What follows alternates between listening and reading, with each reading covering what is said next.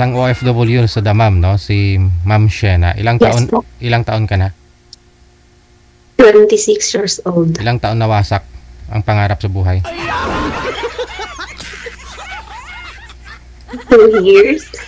And ang pangarap is, magampan na lang yung mga anak ko.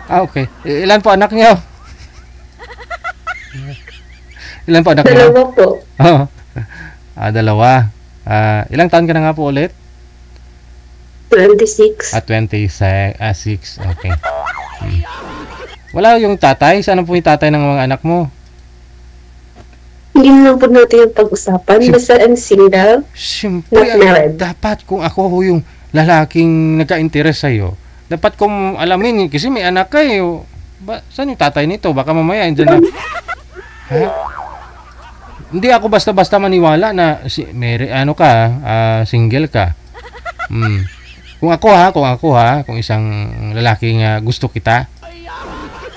Iba kasi yung gusto kaysa mahal. Bago kita mahalin, kasi gusto kita makilala. Para magustuhan kita, mahalin kita. Patay na po siya. Ay, patay. Sus, patay na pala. Biyuda na pala, ikaw? Yeah, biyuda. Ilang years na po kayong 2020. COVID time. 2020. COVID time. Ilang taon na po yung bunso mo ngayon? 5 years old. And 7 years old. 7 years old and 5 years old. Okay, sige. Babae lalaki? Yung anak po ninyo? Yeah. Opo. Pero kasal po sana kayo ng tatay niya na yun, yung namatay. Hindi po. So, hindi pa ho kayo nagka-boyfriend sa 5 years? Nagka-boyfriend pero wala. Hindi pinalad din. Ano pong nangyari? Kwento mo Naghanap ng ibang. Kasi malayo ka, no? Hindi po. Kakarating ko lang din po. Mga 6 months pa po ako dito. Ayun na nga po, umabroad ka. Nung dyan ka na ho sa abroad, nangganap siya ng iba. Hindi. Nandun pa ako sa amin. Naghanap na siya ng iba. Ganun. Kaya nag-abroad ka dahil bigo ka sa kanya. Ako para sa mga anak ko, hindi para sa kanya. Oo. Tama. Ngayon ho, ano ang gusto nyo? Kasi, ano gusto nyong ibigay ko sa iyo, makausap mo ngayong gabi? Kahit ano lang. Kahit ano lang? Yes po.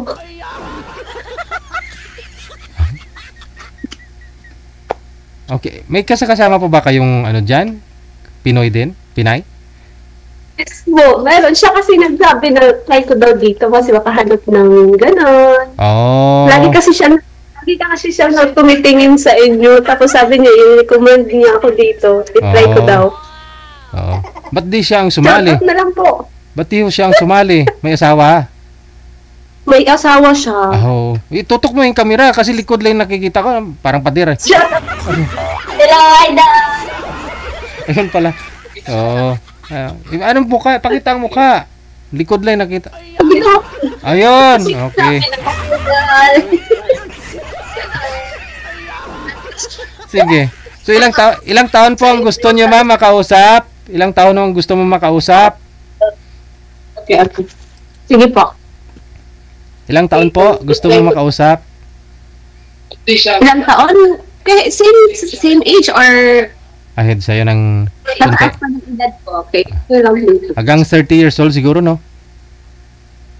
Hindi na. Okay po. Basta, Tika lang. Ba't ho namatay si mister nyo? Anong nangyari?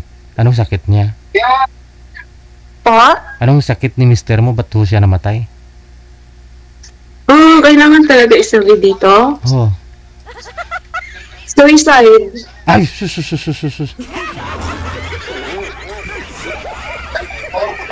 Bakit to? It's ako, wag na lang po kung pwede. Nasabi mo na eh. Kaya nga.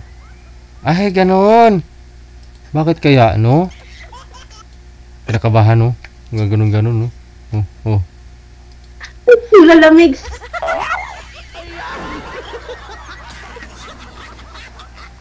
Malalim mo siguro yung dinadala nun. Mabigat yung dinadala nun. Kaya nagawa niya yung ganung bagay, no? Baka may sama ng loob sa'yo. Hindi naman? Hindi naman. May kilala din pa ako ganyan. Nung COVID, dahil sa game, marami siyang utang sa game. Yun, pinutol niya na lang buhay niya kasi maraming utang. Totoo po.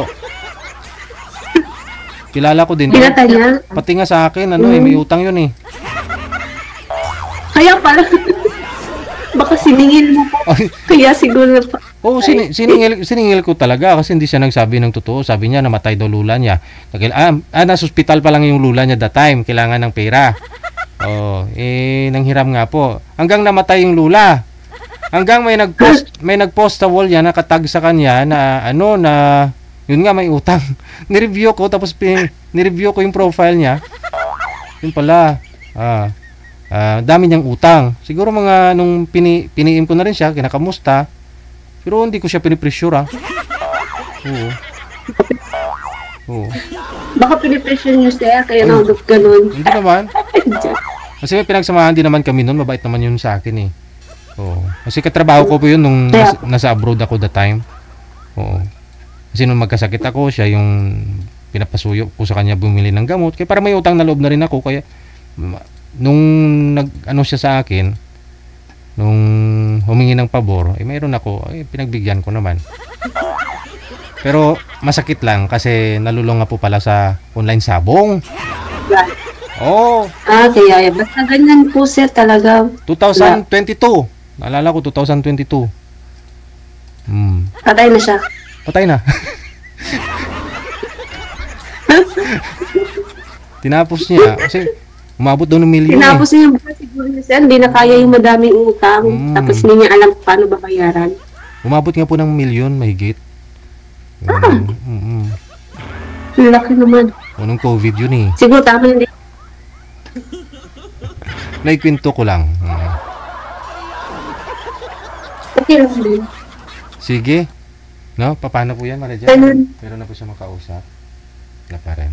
Standby po kayo, ma'am, ha? Manghila po muna ako ng mga lalaki sa labas, ha? Oo.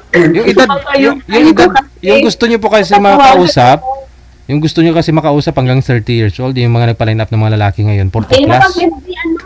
Ganun din mga 28, 28 ganun, 29 ganun. Sige. Babalikan ho kita mamaya, ha? Alright.